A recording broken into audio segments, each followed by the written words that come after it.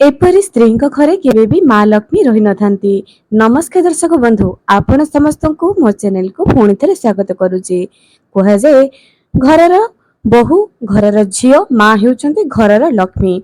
जदि घरर लक्ष्मी ही एही सब काम करिवे तेबे माँ लक्ष्मी किपरि प्रसन्न हेबे। माँ लक्ष्मी को प्रसन्न करबा पई घरर स्त्री माने हेउचंती एक माध्यम। सेथि पई तो कह जाए घरर स्त्री मानकु सदा सर्वदा खुशी रखिया पई एमानकु केबे भी दुख केबे भी दुखी एवं आंको आखिरे केबे भी लुह भी न आसीबा पई चेष्टा करिया पई। कारण केते कोन कले भी जदि घरर महिला माने दुखी रुहंती सेही घरे केबे भी लक्ष्मी रही नथांती।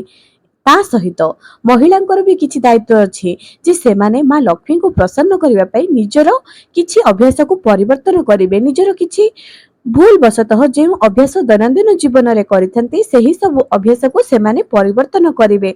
नचे से केबे भी माँ लक्ष्मी कृपा पाई नथांती। कारण माँ लक्ष्मी को प्रसन्न करबा पई घरर महिला माने हेउचंती एक माध्यम। प्रत्येक पुरुषक सफलता पछरे गोटी नारीर हाथ थाए। तेणु नारी सदा सर्वदा किछि नियम पालन करबा दरकार। निज घरे जदि माँ लक्ष्मी स्थायी वास चाहुचंती तेबे एही सब अभ्यास जदि आपणकर जीवन रे अछि एहाकु तुरंत हटाई दियंतु।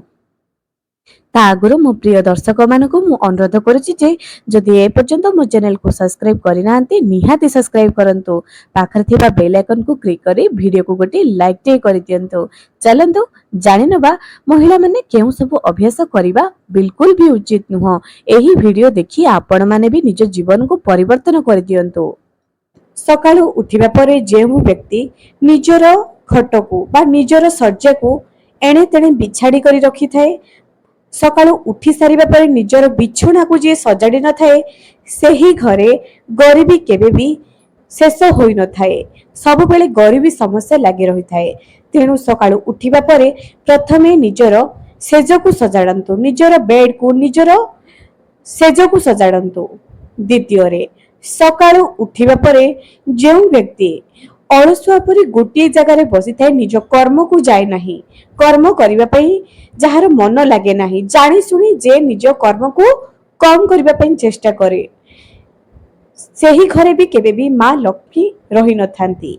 तृतीय रे जेउ व्यक्तिर मन सदा सर्वदा अन्यर निंदा अन्यर अपमान एवं मन भितरे सब बेले अन्य को तळे पकाइबा पई चेष्टा करूथाए सेही भलिया लोकंक घरे केबे भी भगवान कर वास रही न थाए। निज मन को भी शुद्ध करंतु। चतुर्थ रे जेउ महिला निजे असना रही थाए, साज श्रृंगार होई न थाए, निज घर को असना करी असजड़ा करी पकाई थाए सेही घरे केबे भी माँ लक्ष्मी कर वास रही न थाए। सेथि पई कुहा जाए घरर महिला माने निजे साज श्रृंगार रुहंतु एवं निज घर को भी सजाड़ंतु।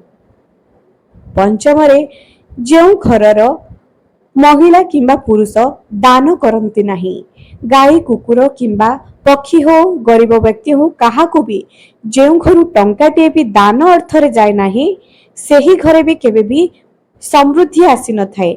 आपण जेते दान करिवे आपणकर सेते अर्थ रे बढ़ी बढ़ी जीव। तेणु दान करंतु, सब बेले दान करंतु जेतिकी आपणकर सक्षम। जदि आपण मासको 3000 टंका रोजगार करूचंती मासको गोटी टंका भी बाहर कर दियंतु, गोटी मंदिर रो हुंडी रे पका दियंतु किंबा गोटी गरीब व्यक्ति को दे दियंतु, किंतु करंतु। तापर नियम यादे जे जेउ घरे गुरुवार एकादशी संक्रांति एही दिन मानकरे घर पोछा जाए सेही घरे केबे भी माँ लक्ष्मी कर वास रही न थाए।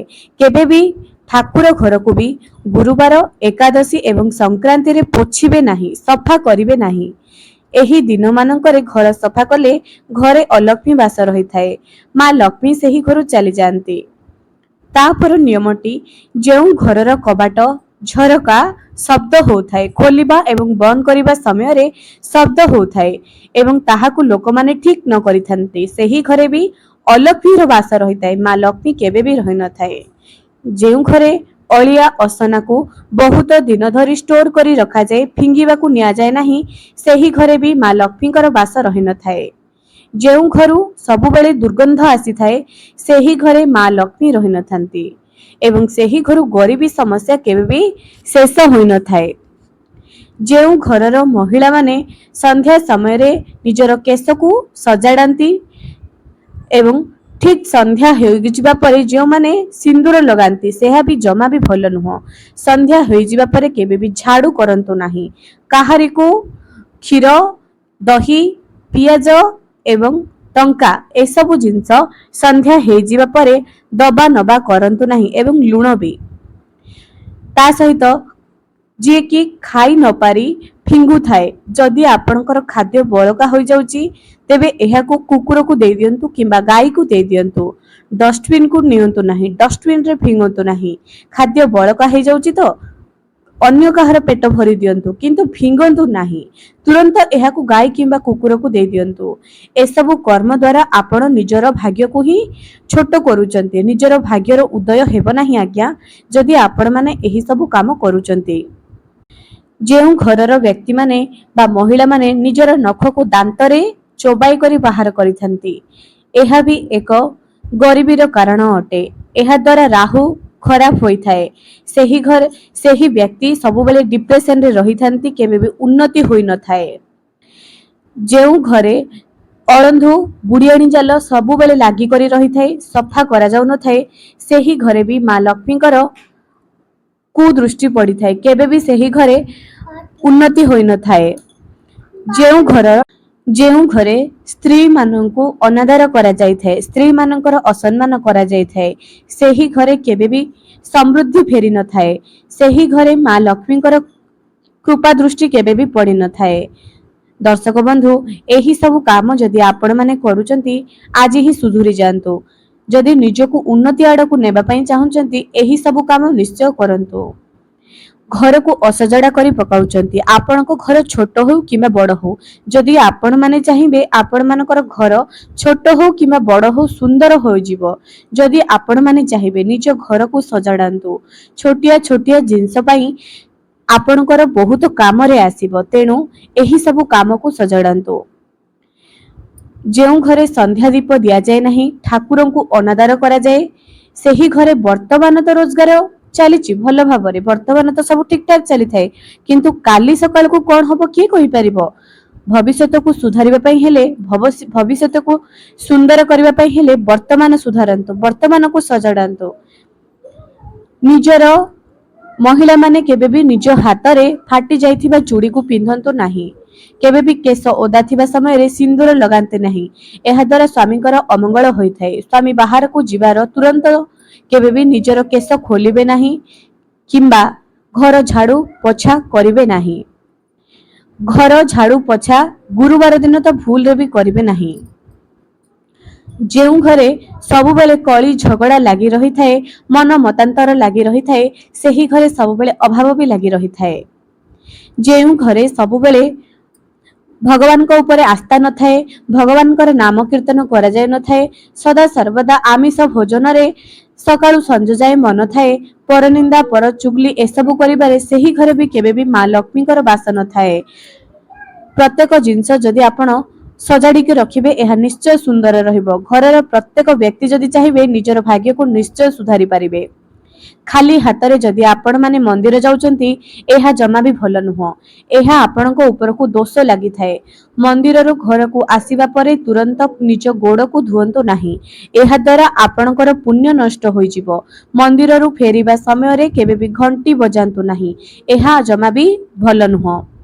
ଦର୍ଶକ ବନ୍ଧୁ, ତାପରେ ରାତ୍ରିରେ ଶୋଇବା ସମୟରେ ନିଜର କିଚେନକୁ ସଫା କରନ୍ତୁ।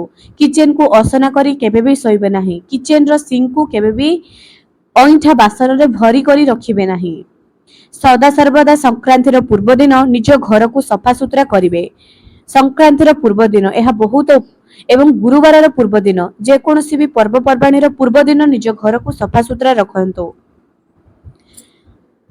ଘରେ ଯଦି ଭଙ୍ଗା ରୁଜା ହୋଇଥିବା ଜିନିଷ ଅଛି, ଏହାକୁ ରିପେୟାର କରିଦିଅନ୍ତୁ କିମ୍ବା ବିକି ଦିଅନ୍ତୁ କିମ୍ବା ଫିଙ୍ଗି ଦିଅନ୍ତୁ, କିନ୍ତୁ ଏହାକୁ ଷ୍ଟୋର କରି ରଖନ୍ତୁ ନାହିଁ। ଏହା ଦ୍ୱାରା ଘରେ ନକାରାତ୍ମକ ଉର୍ଜାର ବାସ ରହିଥାଏ। ଯଦି ବହୁତ ଦିନ ଧରି ପ୍ଲାଷ୍ଟିକ ବୋତଲ, ପ୍ଲାଷ୍ଟିକ କଣ୍ଟେନର ଯଦି ଆପଣଙ୍କ ଘରେ ଏମିତି ହିଁ ପଡୁଛି, ଏହାକୁ ବିକ୍ରି କରିଦିଅନ୍ତୁ କିମ୍ବା ବାହାରେ ଫିଙ୍ଗି ଦିଅନ୍ତୁ। ଏହା ଦ୍ୱାରା ନକାରାତ୍ମକ ଉର୍ଜା ଆପଣଙ୍କ ଘରେ ଥାଏ। ଚିରା ଫଟା କପଡା ଜମା ବି ପିନ୍ଧନ୍ତୁ ନାହିଁ।